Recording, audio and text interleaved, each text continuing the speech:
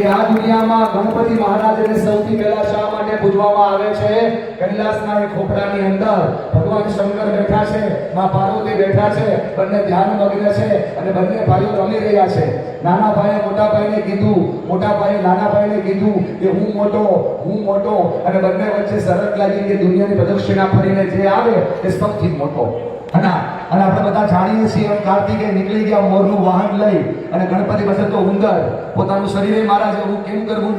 ગણપતિએ મગજથી વિચાર કર્યો કે આખી દુનિયા મારાથી ના ફરી શકાય, આખી દુનિયા મારાથી ના જીતી શકાય, પણ મારી સામે બેઠેલા બે વ્યક્તિ જે મારી દુનિયા છે, એક છે મારી માં અને બીજા છે મારા બાપ. જો આને 4 પ્રદક્ષિણા કરી દઉં તો આખી દુનિયા ફરી છે એવું કહેવાય. અને 4 પ્રદક્ષિણા દુનિયાની સામે ગણપતિએ કરી.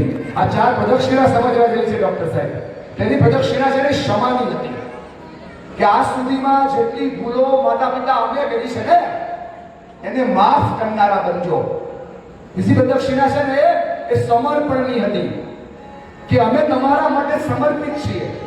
તમારા જીવનની અંદર ચાલતી બધી જ ઉર્જાઓને એક્સપાયર્ડ સાથે નહીં પરંતુ એક્સપિરિયન્સ સાથે અનુભવ કરવા માટે અમે બેઠા છીએ. ત્રીજી પ્રદક્ષિણા છે ને એ સ્વીકારની હતી, તમે જેવા છો તેવા અમારા છો.